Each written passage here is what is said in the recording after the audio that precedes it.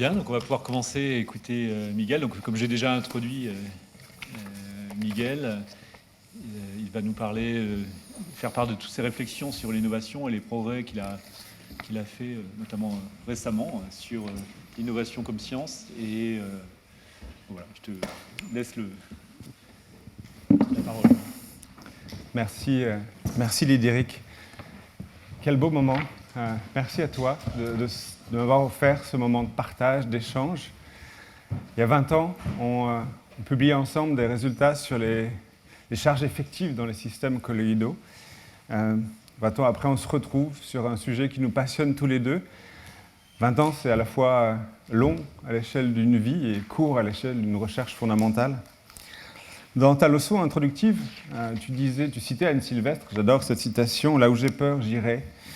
Et comme toi, je suis allé là où j'avais peur. J'ai démissionné de mon poste de chercheur en physique théorique il y a 20 ans pour m'intéresser à un sujet qui n'était pas un sujet à l'époque, même pas considéré comme un sujet, qui était la créativité et l'innovation. Et je croyais que je changeais de vie et en fait, je changeais de sujet de recherche, tout simplement. Alors, tu racontais dans cette leçon que le mouvement intellectuel que tu avais fait, c'était vraiment de descendre de l'universalité de l'équation de Navier-Stokes vers ce qui va être spécifique dans les petites échelles. De mon côté, moi, je faisais le mouvement inverse. Ce que je cherchais, c'est ce qu'il y a d'universel dans la créativité et l'innovation. Et quand je dis universel, c'est indépendant du champ disciplinaire particulier où on s'intéresse. Donc je cherchais ce qu'il y avait de commun à un chercheur en physique ou en sciences fondamentales, à un ingénieur, à un artiste, à un entrepreneur, par exemple. Alors, je vais le dire d'une manière particulière, d'une manière que j'ai mis 20 ans à trouver, en fait, parce que, je vais le dire simplement, mais les mots que j'utilise là, j'ai mis 20 ans à les comprendre. Je sais que je vais utiliser des mots qui ne sont pas compréhensibles par tout le monde, et c'est normal, mais je pense que c'est important que je les dise ici. Et puis, ici, c'est aussi un endroit où peut-être certains vont me comprendre. Je cherchais l'équivalent pour l'innovation de la théorie de Landau, des transitions de phase en physique. Non pas la partie mathématique, parce que le domaine de la créativité, de la création, n'est pas encore peut-être mathématisable, mais vraiment cette idée de comprendre la compréhension la plus fondamentale restituée sous la forme la plus élémentaire, la quintessence d'une théorie de physique. Et c'est ça que je vais vous présenter aujourd'hui, cette quête, là où j'en suis arrivé, essentiellement. Et pour ça, je vais commencer par vous raconter un cas d'étude. Alors, j'aurais pu penser à Picasso quand il invente le cubisme, à Mohamed Younous quand il invente le microcrédit. On est dans une chaire d'innovation technologique et donc j'ai choisi un exemple d'innovation technologique. Je vais vous parler du cas d'étude d'innovation de l'aspirateur sans sac. Et je m'excuse d'avance pour ceux qui l'ont déjà entendu. Donc nous sommes à l'été 1978. James Dyson a 31 ans. Voilà James Dyson, à quoi il ressemble à peu près à l'été 78.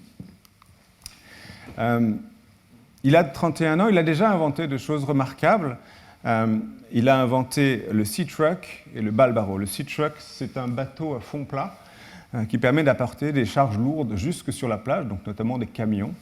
Et puis le Balbaro, c'est une brouette dont on a remplacé la roue par un ballon. Quel intérêt? C'est que la brouette est beaucoup plus stable ainsi, et puis surtout, en cas de terrain boueux, elle ne s'enfonce pas. On est en Angleterre. Et c'est très utile. Alors la première invention, il a laissé à l'entreprise qu'il avait payé pour le faire. Et puis avec la deuxième, il a créé lui-même une entreprise avec des associés qui s'appelle la Kirk Dyson Incorporation.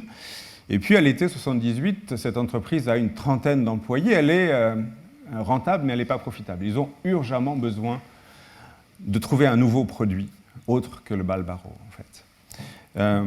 Ce jour-là, James Dyson passe l'aspirateur chez lui. Il a pris soin d'acheter l'aspirateur le plus puissant qui existe sur le marché parce qu'il a des lattes en parquet. Et puis, scène d'une banalité affligeante, il passe l'aspirateur. Sauf qu'il s'aperçoit, au bout d'un très court temps, que l'aspiration est empêchée. Son aspirateur, il a l'impression de pousser la poussière bien plus que de l'aspirer. Alors, il est un peu surpris, son réflexe est de changer le sac d'aspirateur. Effectivement, de nouveau, ça marche, mais pareil, au bout de 2 pièces, écrit-il dans ses mémoires, qui s'appelle en anglais « Against the Odds », en français « Dans la cour des grands », il dit « ça ne marche plus ». Donc il s'arrête, cette fois-ci, il est vaguement énervé, et puis il commence à ouvrir son aspirateur, il commence à mettre les mains dans le sac d'aspirateur, et il revient avec une fine poussière sur ses doigts, et là il comprend ce qui se passe. Que se passe-t-il? Les premières poussières aspirées vont boucher les pores du sac et empêcher toute aspiration ultérieure. Donc c'est vraiment une question c'est un problème de fond, ce n'est pas son aspirateur. Tous les aspirateurs qui fonctionnent ainsi ne marchent pas. Donc il est très énervé, il n'y a rien à faire, et puis il continue à pousser la poussière chez lui. La scène suivante se passe en octobre 1978. Donc quelques mois après, il est dans son atelier et il a un problème de poussière, de peinture. Vous avez vu, le Balbaro possède un cadre métallique noir. Comment on fait ça en industrie? On charge le cadre, mettons positivement, on envoie une poussière chargée négativement, elle recouvre le cadre, on augmente la température, elle forme un film noir, et puis on a peint le cadre. Mais la séquence où on envoie la poussière, c'est une séquence atroce. Il y a de la poussière partout, on en a dans les yeux, on est obligé de porter des masques, ça encrasse les machines, ça se dépose partout, c'est une catastrophe. Et donc ce jour-là, Dyson décide d'appeler la personne qui lui a vendu le système en disant on a un problème. Et puis cette personne lui répond mais oui, bien sûr, vous avez un problème comme tous nos clients. Oui, et c'est quoi la solution? La solution, c'est d'acheter un cône inversé. Un cône inversé, elle dit oui, c'est exactement ce qu'on utilise dans les silos à grains pour séparer le grain de la poussière. On en trouve assez couramment. Ok, ça coûte combien? 75 000 livres de l'époque. James Dyson n'a pas cet argent. Donc il raccroche et puis il se dit qu'à cela ne tienne, je vais aller voir à quoi ça ressemble. Et vous avez cette scène qui est hallucinante. Moi j'adore cette scène où samedi soir, il attend que lui soit arrivé, il prend sa voiture, il s'habille en noir, il prend une lampe torche et puis il saute la barrière d'un silo à grains dans la campagne anglaise et puis à la lampe torche, il prend les mesures de cette espèce de cône de séparation. Il ne sait pas comment ça marche, il prend juste les mesures, où est-ce que le moteur se situe, où est-ce que l'embouchure est, etc., etc. Et le lendemain, le dimanche, il revient dans son atelier et puis il commence à plier de la tôle, à souder pour fabriquer lui-même ce cône. C'est un gros cône, il est obligé d'ouvrir le toit, enfin, c'est pas rien. Mais à la fin de la journée, au moment où il branche cette machine et puis il envoie la poussière l'air chargé de poussière, eh bien ça marche, l'air pur sort en haut et puis la poussière tombe en bas. Et raconte-t-il, c'est à ce moment-là qu'il a cette idée de dire « mais si j'étais capable de faire un cône de la taille d'une bouteille de Perrier, je serais capable de faire un aspirateur sans sac. » Et donc il fonce chez lui, et son réflexe, c'est ça, c'est de refaire la même chose, mais à l'échelle d'une bouteille de Perrier avec du Chatterton et puis du carton. Il l'insère dans son aspirateur et puis ça marche de la même manière. Et là, il s'assoit et il comprend que c'est ça qu'il a envie de faire. Le lendemain, il fonce dans son entreprise, il explique à tous ses co-actionnaires, co-industriels qu'il a trouvé, c'est ça qu'on veut faire, c'est un aspirateur sans sac. Et puis là, grand classique de l'innovation, 2 mauvaises réponses. Première réponse d'un de ses actionnaires, James, si c'était possible, Hoover l'aurait déjà fait. Hoover, c'est le numéro 1 des aspirateurs dans le monde. Évidemment, une réponse sans fondement. Et deuxième réponse, un peu plus intéressante, mais en même temps... un frein à l'innovation assez classique. Deuxième actionnaire qui lui dit, on avait décidé qu'on ferait des produits de jardinage, l'aspirateur, ce n'est pas un produit de jardinage, tenons-nous-en à la stratégie qu'on avait élaborée. Je vais vous faire une histoire longue, un peu courte. Il se fait virer de sa boîte, avec le petit pécule, il décide de faire lui-même cet aspirateur. Au passage, je vais vous montrer comment ça fonctionne. Voici un dessin extrait de son livre. Lorsque l'air chargé de poussière arrive dans le cône, il se met à tourbillonner de plus en plus vite à mesure que le diamètre diminue. En tourbillonnant, il y a une force centrifuge qui va plaquer les poussières sur les côtés, et puis la gravité va faire son effet, elles vont tomber. Mais à ce moment-là, dimanche soir, il ne le sait pas. Donc il décide de faire lui-même l'aspirateur, il commence à faire des prototypes. En mars 81, il dépose le brevet, et puis son réflexe, c'est d'aller démarcher les industriels en disant « je vais vous vendre le brevet ». Et puis, il les démarche tous. Et c'est un échec total. C'est un échec total non pas parce que son produit ne marche pas, au contraire, parce qu'il marche très bien. Le marché des sacs d'aspirateurs, ça représente 650 millions de dollars par an. Et aucune entreprise n'a envie de se séparer d'une telle somme. Donc les gens refusent son produit, non pas parce qu'il est mauvais, mais parce qu'il y a des enjeux financiers qui sont terribles de l'autre côté. Il arrive à en commercialiser quelques-uns. Avec cet argent, il décide, et puis l'expérience accumulée, il décide de lancer lui-même la production. Et puis en mai 93, il sort le premier Dyson, qui est celui-là, donc le 2C01. Et puis très rapidement, encore une fois, ça va diffuser en Angleterre, il va être numéro 1 en volume, numéro 1 en chiffre d'affaires, etc. Et puis ça va grandir jusqu'à devenir une innovation. Il a calculé, et j'aime ce chiffre, il a calculé qu'il a fait 5127 prototypes. Bon, je vais retrouver moi.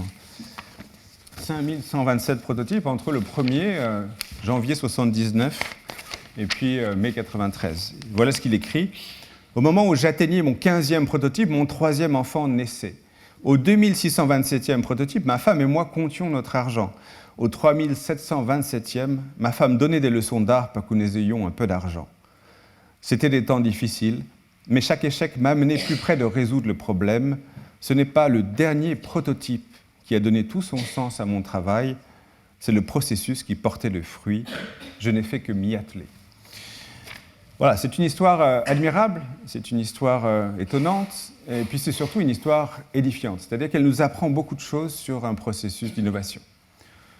Première leçon, le processus d'innovation ne commence pas par une idée. Tous ceux qui sont dans le domaine le savent, mais ça reste un mythe, en fait, qu'on est obligé de régler son compte à chaque fois qu'on parle d'innovation. Oui, le processus d'innovation, la première étape, c'est quand il observe que son aspirateur avec sac ne marche pas. Donc ce n'est pas le moment, en octobre 78, où il a l'idée. Deuxième leçon intéressante, au moment où l'idée apparaît, ce n'est pas clair. On a ce mythe de l'illumination, je reviendrai là-dessus, comme quoi au moment décisif, où l'idée apparaît dans le cerveau de la personne innovatrice, c'est comme si la lumière s'éclairait, et tout d'un coup, non, ce n'est pas vrai. Souvenez-vous, et pour ça, c'est un exemple que j'aime beaucoup, au moment où il fabrique son premier prototype, Dyson ne sait pas comment ça marche, tout simplement, quoi. Je veux dire, il n'a pas l'explication scientifique, ou même, enfin, il n'a pas l'explication, tout simplement. Troisième leçon, prototyper beaucoup, 5127 prototypes, c'est un chiffre impressionnant, mais c'est un chiffre qui permet de comprendre comment, à chaque fois, il a ajusté son produit à comment dire, à ce qu'on, dans le monde de l'entrepreneuriat, on appellerait le besoin client, en fait. Et quatrième leçon, peut-être celle qui va nous intéresser le plus ici, c'est la structure du processus d'innovation. On voit que dans le processus d'innovation, on trouve 3 jalons. Alors, le voici ici. Premièrement, une observation clé, ce que j'appelle une observation clé, c'est-à-dire le fait que l'aspirateur avec sac perd l'essentiel de sa force très rapidement. Deuxième jalon, l'idée clé, séparer les poussières avec un cône de la taille d'une bouteille de Perrier. Et puis enfin, un troisième jalon, l'objet clé, le modèle DA001. Le terme objet que j'utilise ici, c'est un terme générique. Il peut s'appliquer, encore une fois, ce que je cherche, c'est une universalité dans ma description, donc il va s'appliquer autant à un ingénieur ou à une personne ingénieure qui va créer un prototype, qu'à un scientifique qui va publier un article majeur, qu'à un artiste qui va faire une œuvre, qu'à un entrepreneur qui va faire une start-up. Donc c'est vraiment le terme générique que j'utilise pour dire la chose que la personne innovatrice réalise. Donc voilà, 3 jalons. Alors vous allez me dire, c'est plus compliqué que ça. Oui, c'est plus compliqué que ça. Pourquoi c'est plus compliqué? Parce que lorsque James Dyson nous raconte l'histoire de l'aspirateur sans sac, il ne nous raconte que ce qui concerne l'aspirateur sans sac. Voilà à quoi je pense que ça ressemble en réalité. Pendant toute cette phase où il cherche un nouveau produit, ça a l'apparence, je crois, d'une marche au hasard dans sa tête, dans son esprit. Il va avoir des idées, il va observer des choses sans que ces choses-là n'aient de conséquences. Et puis, à un moment, il va faire cette observation clé, que l'aspirateur avec sac ne marche pas. Mais à l'été 78, il ne peut rien en faire. Donc, il va continuer son chemin mental. Jusqu'à ce moment décisif où il va avoir l'idée clé. Alors, il se passe 2 choses à ce moment-là. Première chose, l'idée du cône de la taille d'une bouteille de paille émerge à sa conscience, première chose. Et deuxième chose, cette idée s'accroche avec l'observation qu'il a faite quelques mois avant, comme quoi l'aspirateur avec sac ne marche pas. Dans notre culture, on retient souvent le premier des 2 événements, à savoir l'émergence de l'idée. Mais je crois profondément que le plus intéressant, c'est l'accrochage qui se produit entre l'observation clé et l'idée clé. Dès ce moment, tout change pour lui. Il y a une rupture, une discontinuité ici. Pourquoi? Parce qu'on passe d'un phénomène de marche au hasard mentale, bien sûr, à un phénomène de marche dirigée. James Dyson sait ce qu'il veut faire. Alors bien sûr, il va faire des essais qui vont être inaboutis, il va avoir des idées qui ne vont pas marcher, mais essentiellement, il est guidé dans sa progression par son objectif de faire un aspirateur sans sac. Donc voilà, et pourvu qu'on garde cette structure un peu complexe en tête, on peut quand même simplifier le processus sous la forme de cette représentation schématique de 3 jalons. Ce qui est intéressant dans cette représentation, c'est qu'elle est universelle. Je peux vous décrire Picasso inventant le cubisme, on retrouve ces 3 jalons. Je peux vous décrire Fleming découvrant la pénicilline avec Howard et Chen, on retrouve ces 3 jalons. Je peux vous décrire en entrepreneuriat Mohamed Yunus inventant le microcrédit, on retrouve ces 3 jalons. Donc on a quelque chose qui est universel, c'est ce que j'appelle un tout petit peu pompeusement le premier principe d'universalité. Alors je vais aller trop vite. C'est quelque chose qu'on retrouve dans tous les processus d'innovation. Alors évidemment, et c'est important de le dire, les échelles temporelles varient. Le cas de Dyson, on l'a vu, il s'écoule quelques mois entre l'observation clé et l'idée clé, et puis 15 ans entre l'idée clé et l'objet clé. On retrouve quelque chose d'assez semblable, par exemple, dans le processus de découverte de la pénicilline. Quelques mois entre septembre 28, quand Fleming découvre qu'un champignon est capable de détruire les staphylocoques dans sa boîte de pétri, et puis mars 42, octobre 28, le moment où il a l'idée d'en faire un médicament, et puis mars 42, la première pénicilline qui sort des usines américaines. Mais les échelles de temps ne sont pas toujours comme ça. Alors bien sûr, il y a des concomitances. Il arrive des processus d'innovation où l'observation clé et l'idée clé arrivent au même moment. Mais la plupart du temps, elle arrive avant, et puis elle arrive parfois bien avant. Un des exemples que j'aime citer, c'est la théorie des courants océaniques de Ekman, 1905. Il s'écoule 10 ans entre l'observation clé et l'idée clé. L'observation clé, c'est Fridtjof Nansen qui l'a fait en 1892, lors de cette expédition qui s'appelle l'expédition Fram pour aller au pôle Nord. Il observe que la dérive des masses glaciaires, la dérive des icebergs, ne correspond pas, le vecteur de la dérive ne correspond pas au vecteur du vent. En fait, il y a un angle, 20 degrés à peu près entre les deux.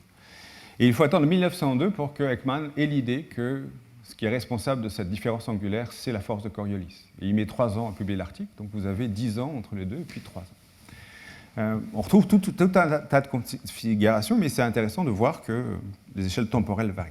Non seulement les échelles temporelles varient, mais parfois, ce n'est pas la même personne qui fait l'observation clé, l'idée clé et l'objet clé. Dans le cas de Fridtjof Nansen, ce n'est pas la même personne qui fait l'observation clé qui a l'idée clé. Dans le cas de Fleming, par exemple, dans la pénicilline, c'est Fleming qui fait l'observation clé, qui a l'idée clé, mais c'est Howard et Chen, à Oxford, qui ont les moyens scientifiques de réaliser une poudre suffisamment pure pour que la pénicilline devienne réellement un médicament et faire des essais cliniques. Donc voilà, mais ça reste universel. On retrouve ces 3 jalons. Cette représentation schématique a un intérêt, c'est qu'elle nous permet de discuter des échelles temporelles qui sont en jeu, de l'importance de ces jalons, de leur ordre, mais aussi de l'échelle temporelle. Simplement, elle a un défaut, c'est qu'elle nous empêche de comprendre quelque chose qui est fondamental, c'est que ces 3 jalons n'ont pas la même valeur, en fait, dans le processus. Et pour comprendre la valeur, je vais m'abstraire de la dimension temporelle et faire une représentation symbolique de ce processus. Voilà à quoi ça ressemble. Vous avez l'alliance entre l'observation clé, ici, et l'idée clé. C'est cette alliance qui va produire l'objet clé à la fin. Et vous voyez qu'effectivement, observation clé, idée clé et objet clé n'ont pas la même valeur dans ce processus. Alors, cette formule est intéressante. Elle est même extrêmement riche d'enseignements, et je vais tourner un tout petit peu autour de cette formule pendant un temps pour vous montrer qu'est-ce qu'on peut en tirer. Alors, première remarque, pour ceux qui sont versés en entrepreneuriat, ils vont retrouver quelque chose qui est un concept fondamental en entrepreneuriat, qui est ce qu'on appelle la proposition de valeur. Et notamment, la formulation faite par une formulation faite par Osterwalder, Pigner et al., qui nous dit que la proposition de valeur, c'est l'alliance entre 2 choses. Dans leur vocabulaire, ça s'appelle le Customer Profile et le Value Map, donc le profil du consommateur et puis la carte de valeur. Voilà, on retrouve cette alliance. Alors ceux qui sont très attentifs, en plus d'être versés dans l'entrepreneuriat, verront que la signification des symboles n'est pas tout à fait la même, mais peu importe. On retrouve ici ce résultat fondamental de l'entrepreneuriat. On le retrouve, mais évidemment, cette formule qui est ici elle généralise ce résultat, si vous voulez, à tous les champs disciplinaires concernés par l'innovation, puisqu'elle est valable aussi en art, alors que le concept de Pigneur et Osterwalder ne vaut que pour l'entrepreneuriat. Deuxième élément intéressant, cette formule nous ouvre des portes, fait des ponts vers d'autres champs scientifiques qui sont extrêmement intéressants. Premier exemple, pour ceux qui ont un tout petit peu de culture, on reconnaît là ce qu'on appelle en chimie une réaction de synthèse. A plus B donne C, en fait. Et même, il y a peut-être plus intéressant, en tout cas c'est une piste que je trouve ultra intéressante, cette idée que finalement en biologie on retrouve exactement le même phénomène. Le couple observation-clé-idée-clé ressemble, et c'est un vain mot, ressemble au couple gamète mâle, gamète femelle dans la reproduction sexuée en biologie. Donc là on a un pont qui est ultra intéressant vers d'autres domaines. Je ne vais pas explorer plus avant, mais vous dire simplement qu'on a ce point. Dernier élément intéressant, ce que je vous ai décrit, c'est l'innovation. Mais en même temps, cette formule nous permet d'avoir accès à une distinction qui est extrêmement intéressante, c'est la distinction entre créativité et création. Vous voyez qu'elle apparaît immédiatement. Vous avez d'un côté la créativité, c'est l'alliance entre l'observation clé et l'idée clé, et puis de l'autre côté, la création, c'est la transformation de cette alliance en un produit. Cette distinction n'est pas extrêmement répandue. Les gens utilisent beaucoup les deux vocabulaires sans distinction, et là, elle apparaît d'une manière claire. Et non seulement elle apparaît d'une manière claire, mais vous voyez quelque chose qui est, je trouve, extrêmement intéressant, c'est qu'il y a une différence profonde de nature entre la créativité et la création. Pourquoi ? Parce que la création, c'est un processus, et la créativité, c'est une réaction. Fondamentalement, ce n'est pas du tout la même chose. Qu'est-ce que je veux dire par là ? La création, c'est quelque chose qui est continu, qui est incrémental, qui est progressif. D'accord ? C'est bien ce que nous dit Dyson quand il parle des 5127 prototypes, lorsqu'il nous dit que ce n'est pas le dernier qui a donné tout son sens, c'est l'ensemble du processus qu'il a fait. Dans un autre vocabulaire, dans un autre champ disciplinaire, Bruno Latour, quand il nous parle du processus de création, nous parle d'un concept fondamental qu'il a apporté, qui s'appelle le delta d'apprentissage. Ce qui fait qu'une création va donner des fruits, c'est l'incrément d'apprentissage que les personnes innovatrices vont avoir. Et ce delta, bien sûr, c'est une référence mathématique à une variation infinitésimale. On est dans un processus. Mais vous voyez par ailleurs que la créativité, non. La créativité, c'est comme une réaction chimique. Vous avez l'observation clé et l'idée clé. Pendant très longtemps, il ne se passe rien. Et puis à un moment, les deux s'accrochent.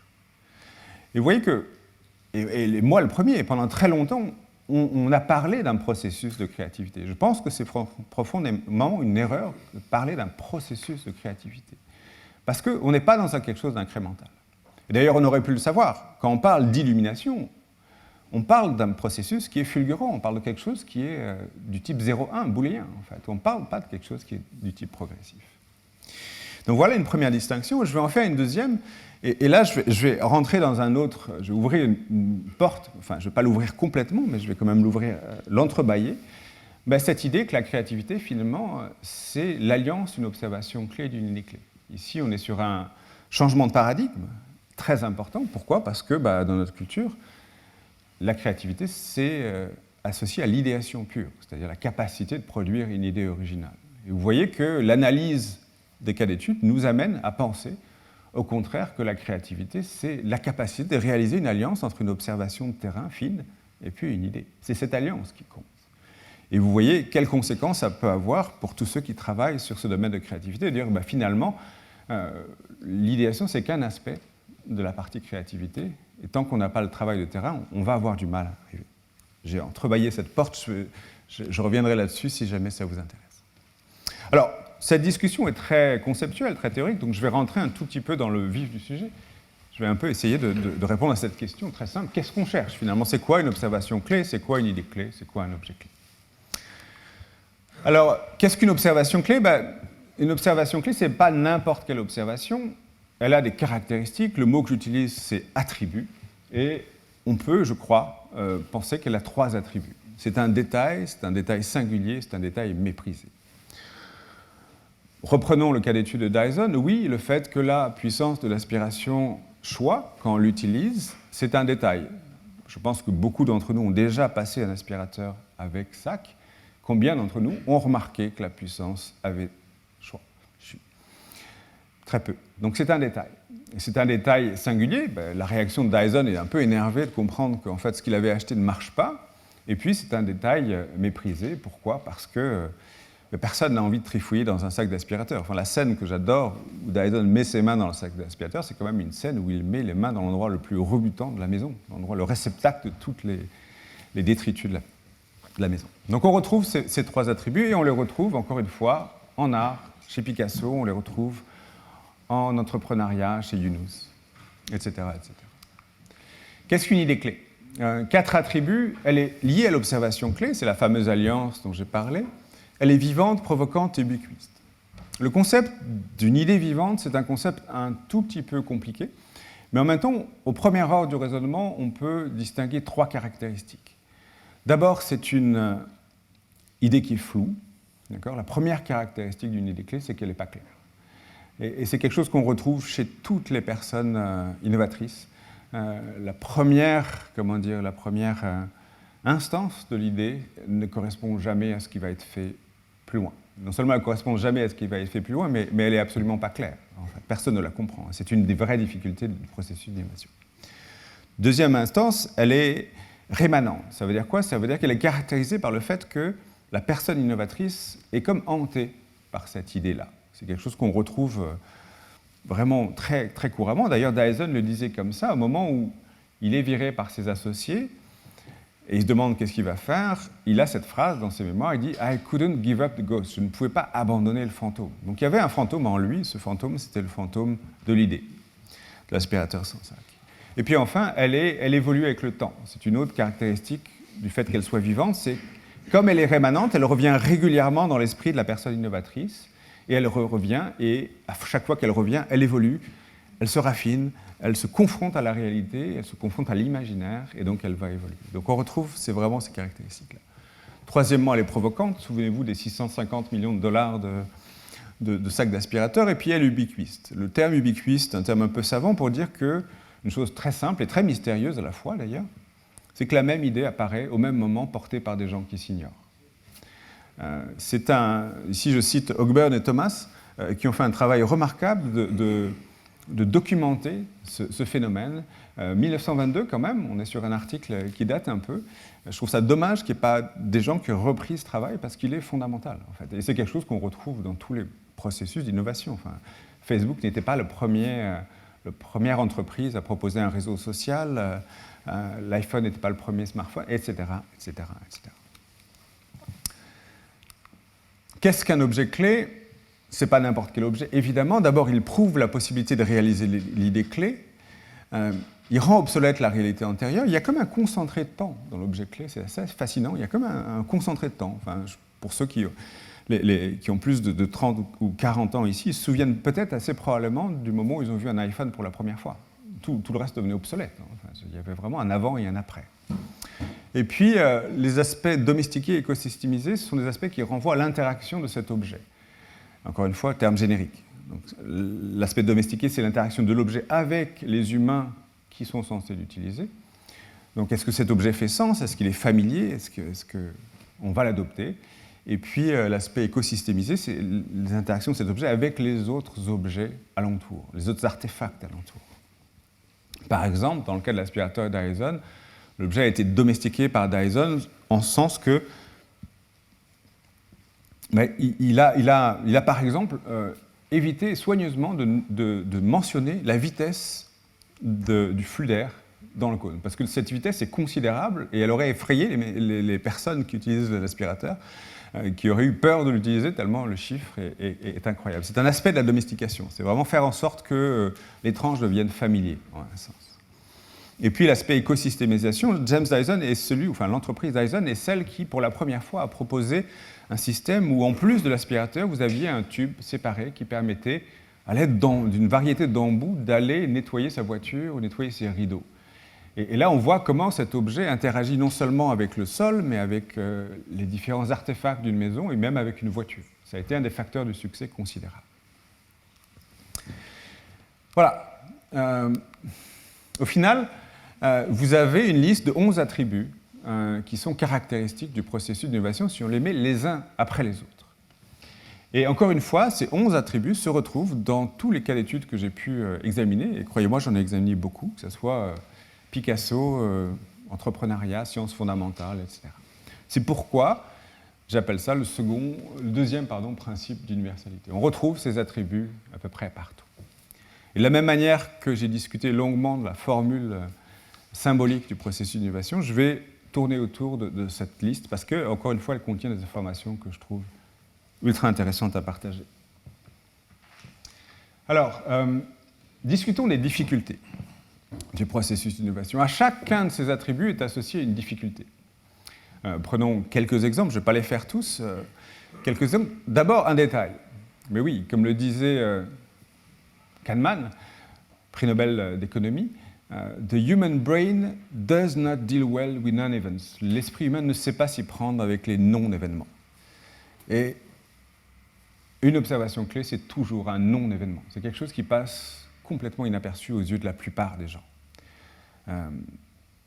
Donc on a cette dimension, c'est une difficulté de faire attention aux détails.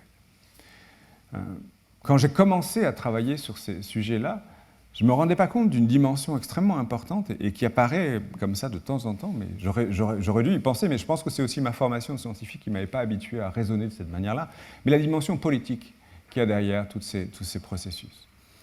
Le fait d'être attentif aux détails est, et vous en conviendrez assez facilement, extrêmement dépendant de la quantité de temps qu'on a. Et je vais le dire autrement, une bonne manière de castrer intellectuellement la plupart des gens brillants, c'est de leur donner trop de travail, et donc ils ne seront jamais attentifs aux détails, et donc ils ne seront jamais capables d'innover. En fait. Encore une fois, j'entrebâille une porte, si jamais ce sujet vous intéresse, posez-moi des questions à la fin. Prenons l'exemple de mépriser, le troisième attribut de l'observation clé. Une observation clé, c'est toujours quelque chose qui est méprisé.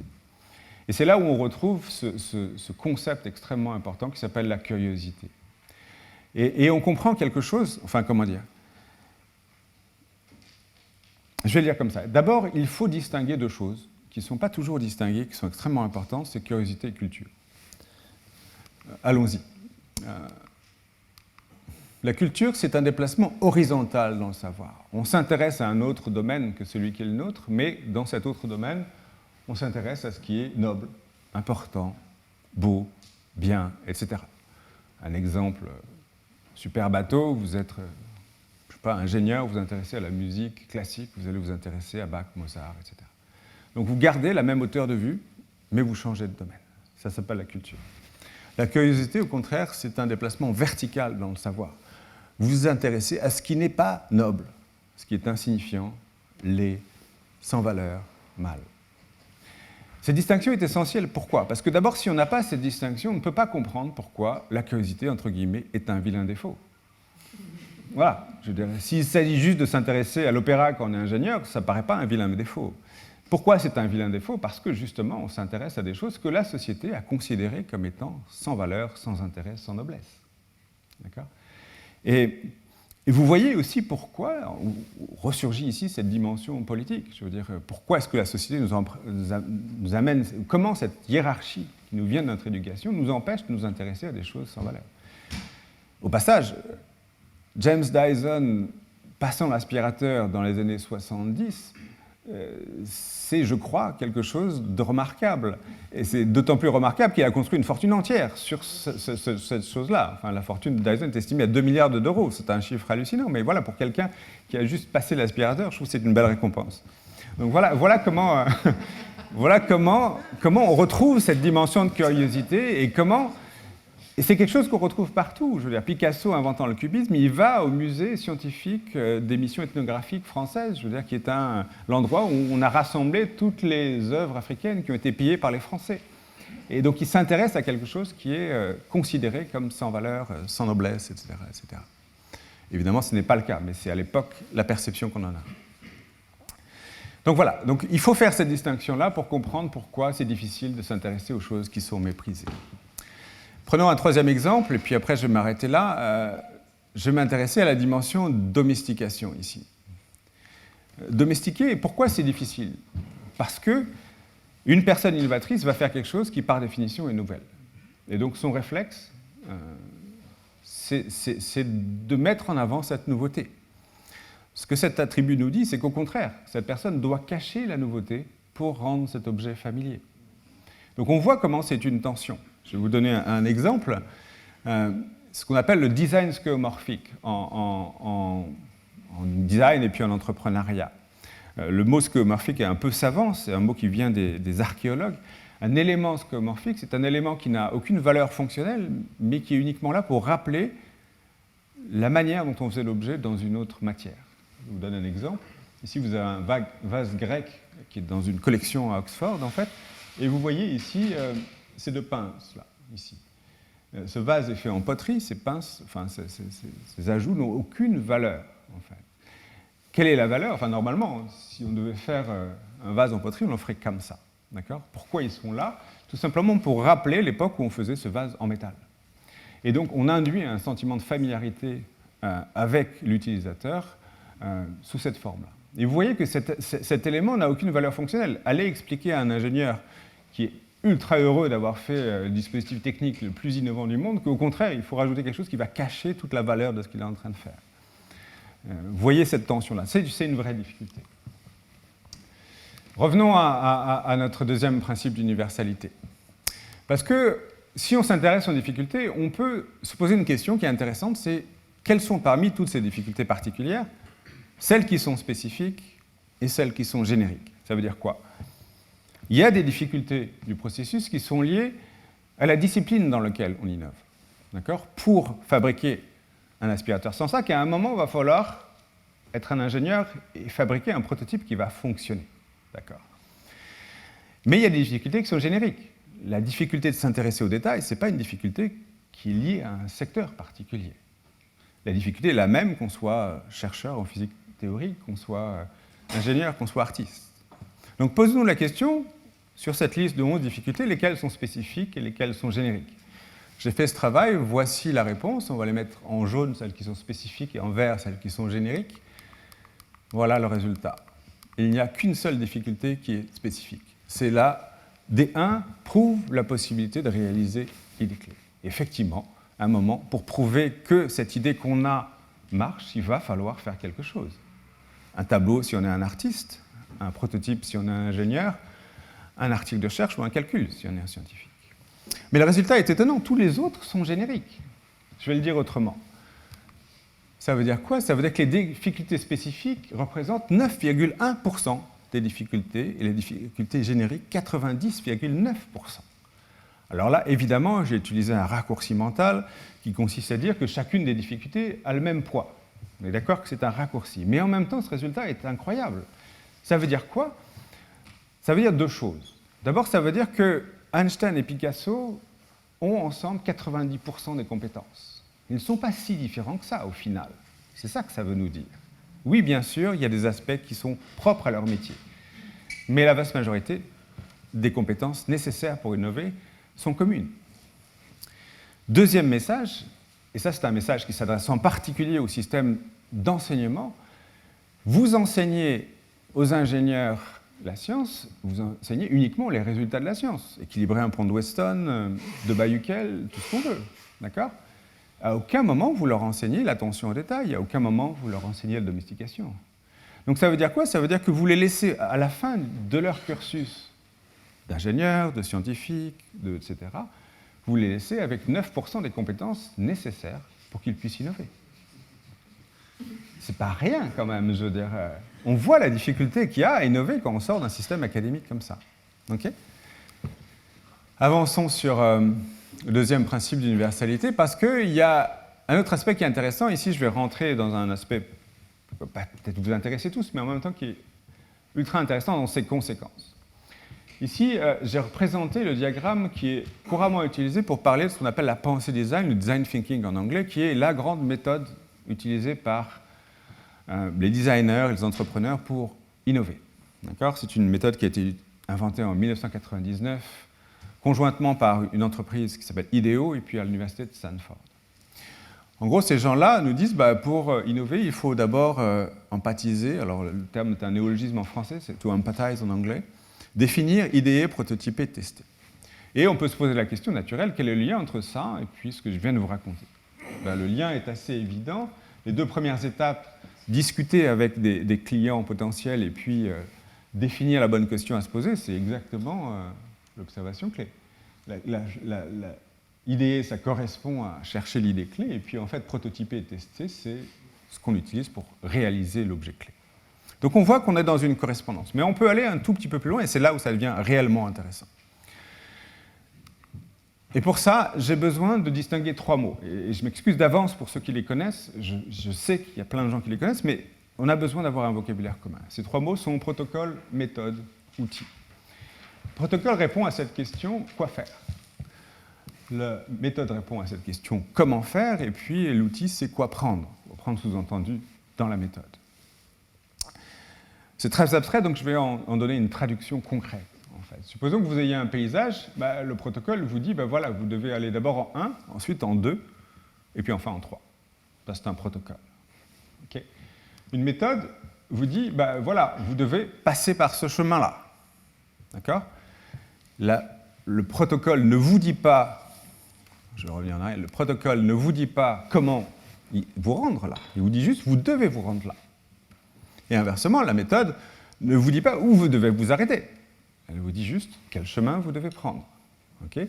Et sur ce chemin, bah, vous allez peut-être rencontrer des difficultés qui vous amener à avoir un outil, d'accord, comme un bâton de marche, mettons. Mais voilà, ça appartient à la méthode. Ce bâton peut être utilisé dans une autre méthode, par exemple pour garder les vaches, qui n'a rien à voir. Mais c'est un outil. Et puis surtout, vous voyez quelque chose de très important, c'est que le protocole a une valeur supérieure à la méthode, en termes épistémologiques. Le protocole est toujours plus important que la méthode. Pourquoi? On peut le comprendre de 2 manières. La première manière très simple, c'est que bah, si vous savez quel chemin prendre, sous-entendu si vous savez quelle méthode utiliser, mais que vous ne savez pas où vous devez vous rendre, c'est plate, comme on dit au Québec. C'est dommage. Okay? Et inversement, si vous savez où vous devez vous rendre, ben, plusieurs chemins sont possibles. D'accord? Prenons un exemple très concret. Une recette en cuisine, on vous dit mélanger 200 g de farine avec 3 œufs. Ça, c'est le protocole. Quoi faire?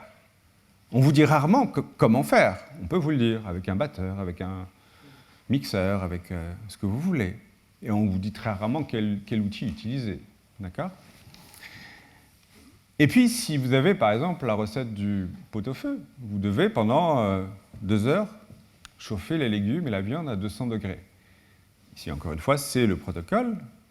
Des fois, on vous dit la méthode avec un four, mais vous pouvez utiliser une plaque de cuisson, vous utilisez, comme aux Açores, enfoncer le plat dans la terre près d'une résurgence d'eau chaude pendant 2 ou 3 heures, et vous avez le pot-au-feu. D'accord? Donc la méthode est inférieure épistémologiquement au protocole. Pourquoi j'insiste là-dedans? Parce que quand vous déclinez le processus de la pensée design sous la forme d'une déclinaison explicite de qu'est-ce qu'on doit faire dans ces méthodes, eh bien, vous apercevez que la pensée design nous dit bah, vous devez d'abord écouter votre client. Pour ça, utiliser l'empathie, par exemple, un guide d'entretien. Vous devez ensuite utiliser la méthode américaine Creative Problem Solving. Pour ça, divergence, convergence, suspension du jugement, tout ça appartiennent à la méthode. Et puis enfin, vous utilisez la co-construction. Et vous apercevez de quelque chose de très important, c'est que la méthode de la pensée design est un mélange de méthodes et d'outils. Point. À aucun moment, on ne vous dit quoi faire. À aucun moment, vous avez un protocole. Et c'est là où ça devient intéressant, parce que l'analyse que je viens faire nous permet de dire, ben finalement, voilà la recette originale de la pensée design. Le protocole, il est là, c'est de trouver l'observation clé. La méthode que nous propose la pensée design, c'est l'écoute active. Et puis les outils sont là. La deuxième étape du protocole, formuler des idées clés. Pour ça, la méthode que nous propose la pensée design, c'est Creative Problem Solving, etc., etc. Donc on voit comment cette analyse nous permet de comprendre un tout petit peu mieux et peut-être d'avancer dans l'analyse de ce que c'est que la pensée design. Mais surtout, elle nous permet de penser au-delà de la pensée design. Pourquoi? Parce que finalement, comme on l'a vu, si le protocole est supérieur à la méthode, ben gardons uniquement le protocole. Et chacun sera libre d'utiliser la méthode qu'il veut, ou qu'elle veut. Si vous voulez danser pour produire des idées, dansez. Vous savez ce que vous devez trouver à la fin. Je veux dire, point. Vous n'êtes pas obligé d'utiliser la méthode américaine Creative Problem Solving. Vous pouvez utiliser la méthode française CK, par exemple, etc., etc. Vous comprenez comment, ici, on arrive à quelque chose qui, je crois, est un résultat intéressant, en tout cas, c'est l'idée d'une recette pour innover. Voilà, une recette qui va au-delà de ce que nous propose la pensée design. Revenons à notre deuxième principe d'universalité pour explorer une troisième conséquence. En fait, j'ai remis à plat ces attributs en respectant les jalons d'observation clé et des clés objets clés. Et vous voyez immédiatement que se pose une question intéressante, c'est de se dire, mais est-ce qu'on ne pourrait pas utiliser ça comme une sorte de guide d'innovation? Finalement, si ces attributs ont du sens, ça veut dire qu'à chaque étape ou à chaque jalon du processus, on doit cocher les cases. Est-ce que j'ai une observation qui est réellement en détail, méprisée, singulier? Est-ce que j'ai une idée clé qui est réellement provocante, ubiquite, etc. Et donc là, on est peut-être en position, en tout cas c'est une des propositions que je formule à partir de mon analyse, on est peut-être en proposition de proposer un guide pour innover, c'est-à-dire une séquence extrêmement définie de jalons ou de choses à faire.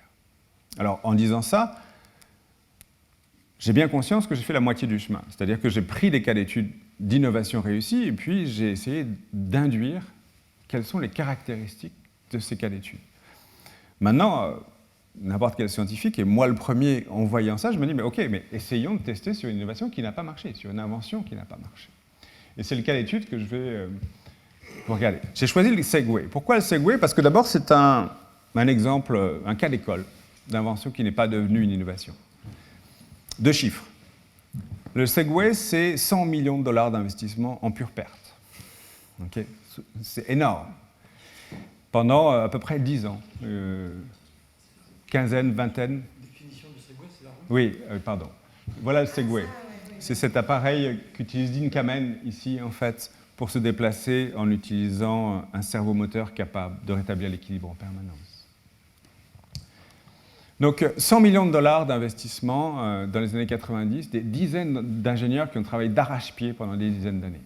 Un autre chiffre impressionnant, Dean Kamen et sa bande étaient tellement persuadés qu'ils allaient révolutionner le monde avec le Segway qu'ils avaient dimensionné une usine de fabrication pour 40 000 Segway par mois. Okay? Au pic de la production, il s'en est produit 40 par mois. Voilà, c'est un beau cas d'école d'échec d'innovation. Okay? Donc voilà pourquoi. Et puis le troisième argument, extrêmement important, il était tellement persuadé d'écrire l'histoire qu'il a demandé à un journaliste de venir suivre l'ensemble des jalons du processus pour pouvoir en faire un livre, sous-entendu, un livre à la gloire de cette magnifique innovation qu'il était en train de faire. Et donc, on a un cas ultra rare d'une invention qui a échoué à devenir une innovation qui a été documentée par quelqu'un. Et donc, c'est extrêmement intéressant pour ceux qui s'intéressent au processus d'innovation de voir est-ce qu'on peut retrouver dans cet échec des caractéristiques qui correspondent à ça. Alors, on est à Manchester. Manchester, ce n'est pas en Angleterre, c'est dans le New Hampshire, aux États-Unis, côte Est, pas très loin de Boston, en 1990. Dean Kamen a 39 ans. C'est clairement un garçon surdoué. Je peux vous lire mes notes, elles sont impressionnantes. À 12 ans, il s'ennuie à l'école. À 14 ans, il préfère lire Newton dans le texte plutôt que la leçon du professeur. À 16 ans, il refait entièrement le dispositif d'éclairage du planétorium de New York. À 20 ans, il fait fortune en inventant une machine portable permettant d'injecter des doses de médicaments aux patients dans les hôpitaux sans assistance. À 30 ans, il revend son entreprise. Il devient multimillionnaire. Il achète une île, un hélicoptère. Il décide de fonder un gouvernement sur cette île qui soit indépendant du gouvernement des États-Unis. Il va jusqu'à imprimer une monnaie qui est censée être indépendante du dollar américain. Et il va jusqu'à un moment envisager l'idée de faire sécession des États-Unis. Hein. On est d'accord. Donc, clairement, quelqu'un qui ne raisonne pas comme tout le monde. Et c'est ça qui devient intéressant. Je vais juste regarder l'heure pour voir combien de temps il me reste.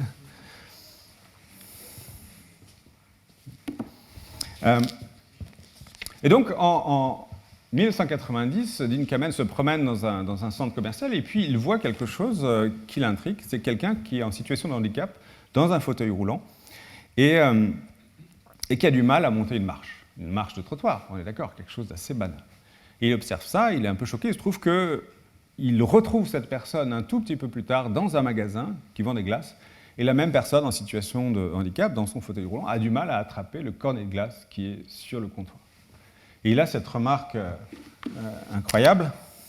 Il dit « Nous sommes capables d'envoyer un humain sur la Lune ou dans les profondeurs de l'océan, mais nous ne sommes pas capables de faire en sorte qu'un fauteuil roulant franchisse un trottoir. » C'est l'observation clé. Et on retrouve tous les attributs de l'observation clé. C'est un détail. Quelqu'un qui a du mal à franchir un trottoir, c'est un détail de la vie quotidienne, c'est un détail singulier. C'est ce que nous dit Dean Kamen. C'est incroyable qu'on ne soit pas capable de résoudre ce problème. Et puis c'est un détail méprisé. Pour la vaste majorité des gens qui sont en situation de non-handicap, ce qui se passe pour les gens en fauteuil roulant, c'est pas intéressant. Donc on retrouve l'observation clé.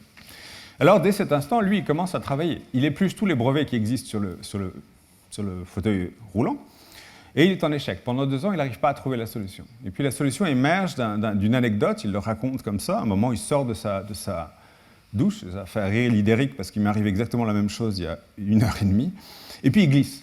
Et il glisse de sa douche et il se rattrape comme il peut. Voilà. Et là, il percute un truc intéressant, c'est qu'en fait, au lieu de réfléchir à un fauteuil roulant qui soit en permanence stable, il dit qu'il faut mieux réfléchir à un fauteuil roulant qui soit à l'équilibre. C'est une problématique plus vaste. Pourquoi l'équilibre? Parce que l'équilibre peut être stable ou instable. Et typiquement, quelqu'un qui glisse ou qui marche, c'est quelqu'un qui rétablit en permanence un équilibre qui est instable. C'est l'idée clé. C'est l'idée clé, elle a tous les attributs, je vais la faire courte. Pourquoi c'est provoquant, par exemple? Parce qu'en physique, on appelle ça le problème du pendule inversé. Vous avez une masse au bout d'une tige et puis vous bougez le socle en sorte que la masse reste en permanence en hauteur. Mais c'est facile pour une masse, c'est une expérience de laboratoire, mais quand vous avez une personne en situation de handicap sur un fauteuil, c'est pas la même, on va dire ça comme ça. En termes d'ingénieur, c'est vraiment compliqué. Mais c'est une idée clé. Et voilà, il commence à designer son prototype qui ressemble à une table de chevet sur roue, et puis effectivement, quand on la pousse, elle se rétablit, c'est un prototype, donc ça ne marche pas très bien, mais il peut poser un brevet en 1992 pour ça. Et puis là, il se produit une bifurcation. Pourquoi? Parce qu'à un moment, un des ingénieurs monte sur cette table de chevet et commence à se balader dans le laboratoire, mais debout, comme s'il était en train de faire du surf. Et là, tout le monde rit, et puis à un moment, après avoir ri, on se dit, mais là, il y a quelque chose d'intéressant. Dean Kamen arrive et il dit, mais waouh, il faut qu'on fasse ça. Et donc, vous avez une bifurcation dans le projet que j'ai représenté comme ça. Alors, au passage, voilà le produit final en fait, de cette quête, c'est le fauteuil roulant qui est capable de s'auto-équilibrer et donc qui est capable de monter des marches, en fait. Toujours Dean Kamen. Voilà à quoi ça ressemble.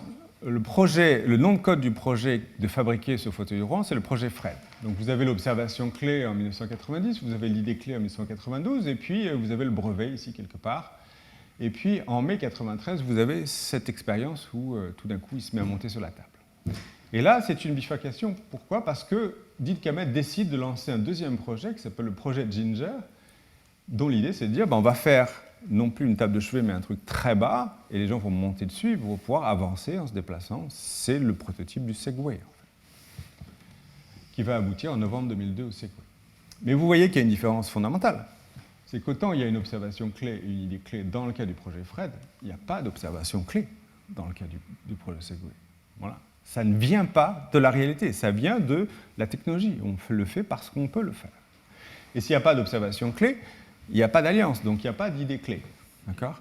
Je pourrais revenir là-dessus, mais il n'y a pas non plus d'objet clé. Il n'est pas domestiqué, il n'est pas écosystémisé.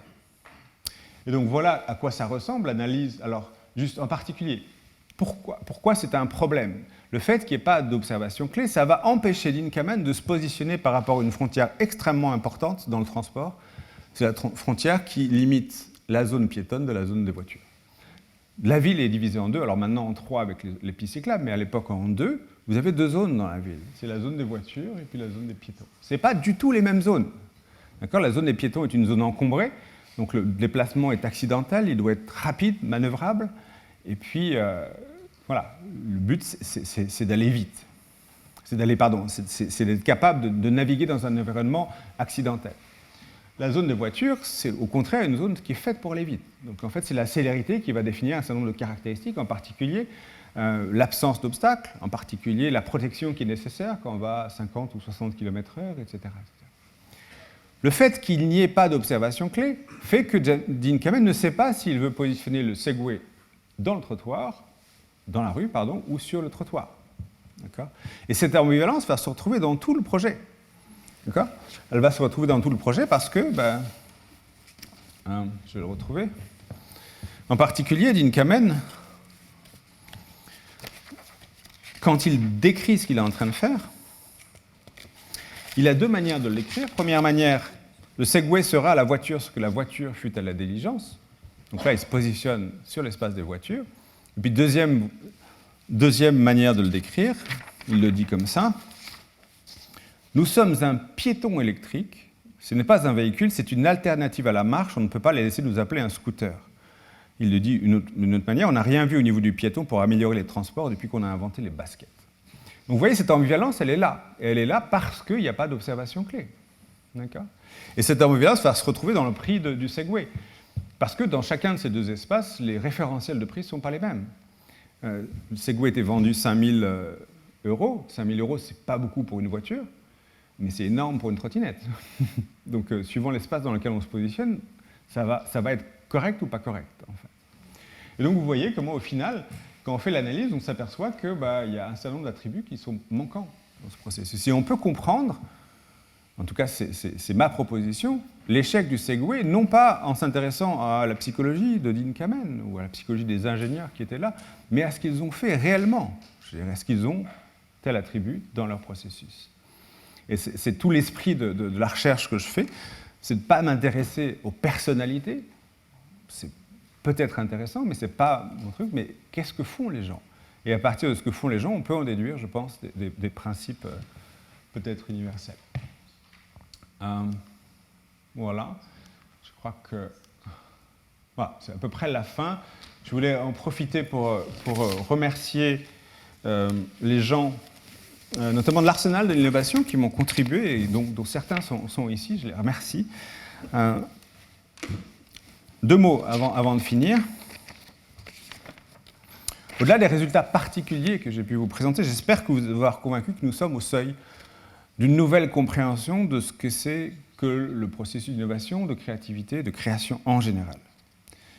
Moi, lorsque j'étais étudiant, dans les années 90, comme Lidéric, on était ensemble, comme Marie-Laure, on nous disait, voilà, la physique est la science du XXe siècle, la chimie celle du XIXe siècle, la biologie sera celle du XXIe siècle.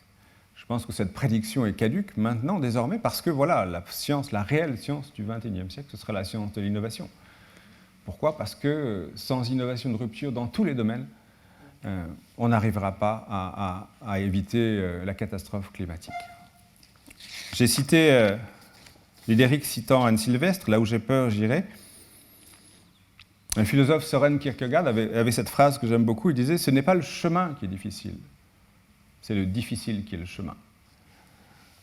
Cher Lidéric, toi comme moi, nous sommes allés là où nous avions peur, nous avons fait le difficile, et tant que d'autres que nous rejoignent sur ce chemin et que nous soyons soutenus dans ces efforts par des institutions fortes.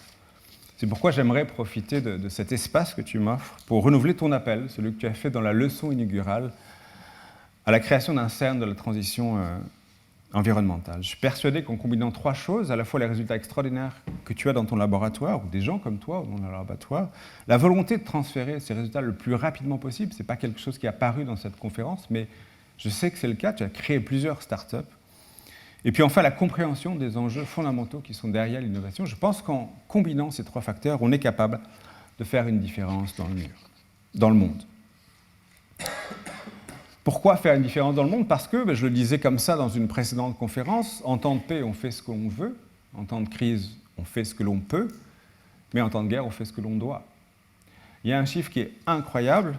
Dans le 6e rapport global sur l'environnement de l'Organisation des Nations Unies, donc on parle de l'ONU, on ne parle pas de n'importe quelle organisation, 9 millions de personnes meurent chaque année des conséquences de la pollution de l'air, du sol, de l'eau.